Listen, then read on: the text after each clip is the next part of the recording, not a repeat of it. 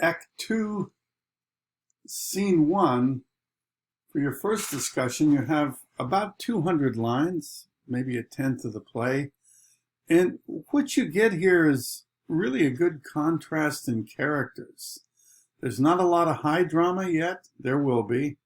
But right now, they've all come ashore. Well, Alonso, Sebastian, Antonio, Gonzalo, Adrian, Francisco, and others have all come ashore. And as Prospero instructed Ariel to do with his magic, their clothes are cleaner than when they wore them at the marriage of Clarabelle in Tunis. So they've been fully recovered, but there is loss.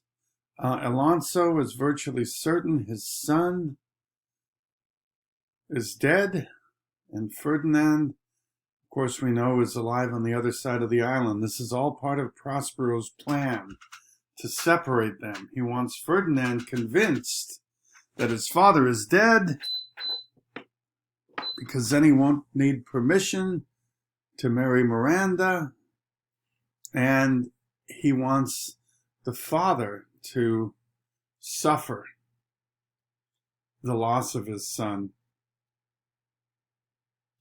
And so this is the mix right now. But what we go through right here is a lot of squabbling between Gonzalo and the two bad guys, Sebastian and Antonio. So you want to listen to this and figure out what they says about who they are. You're going to find Gonzalo is, the voice of gratitude and amazement, and almost in a comical way, looking at the brightest side of things.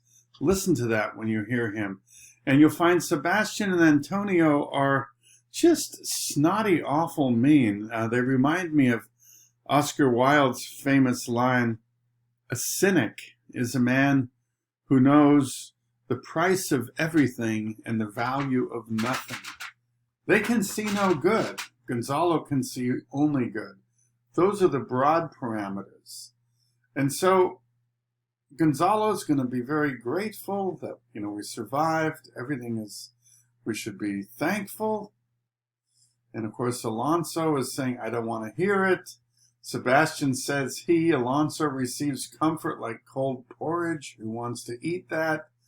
And so now we're off into this. Sebastian and Antonio making barbs at Gonzalo, almost like twins. They have the same nasty temperament. It's very difficult to tell the two apart because they're kind of equally bad. And I think Antonio might have a slight upper edge, and we'll see that soon as well. And again, making fun of Gonzalo. That's the main thing here. And Gonzalo is going to be forever grateful. And then they're going to pivot and start blaming the king. A little bit more arguing with Gonzalo here. But they're going to start pivoting, and they're going to start blaming the king for their troubles. This is the king, Alonso, who's just, in his mind, lost his son, Ferdinand, and they're going to rub the sore a little bit. It's really nasty. Or as Gonzalo says, you rub the sore when you should bring the plaster. That's the idea. Plaster is something you would use to heal a wound. And obviously, if you rub it, you're going to open the wound. And back and forth, a lot of words to look up.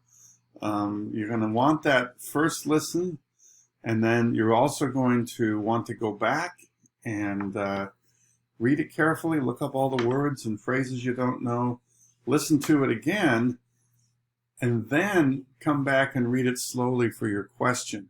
It's a short part. I don't know what, let's see, if it's a tenth of the play is 2 hours, so it's 25 minutes. Listen to it a couple of times, read it carefully, maybe an hour and a half or two to do this first response on Tuesday. And again, lots of back and forth, and Gonzalo's going to do something interesting here. he's going to quote the French writer Montaigne almost directly. And I will have that short passage in the discussion. You'll see that. And that too is going to be another kind of measure of the personality. Gonzalo projects all this potential for beauty because guess what? They've landed on this unspoiled, amazing island. And Gonzalo sees utopia. And of course, the other guys, Sebastian and Antonio, have to knock him any way they can, saying his dream is nothing. He's crazy. And that's their way. They want to shoot everybody down. And that gets us to line 200. So a lot of bickering, but again, in the context, they've arrived at this miraculous desert island. Not desert, this deserted island, this miraculous island. And Gonzalo sees the chance of utopia, of perfection. And of course, these other two guys, they're not capable of imagining that. And again, if your imagination is kind of a measure of your soul, these two guys have very dark hearts. They don't see. And Gonzalo, perhaps comically, sees the beauty in everything. And so that's what you're going to get, kind of a personality sketch based on how they respond to the circumstances. For Act 2, Scene 1, through about line 200. And then the wheels of the plot start turning again.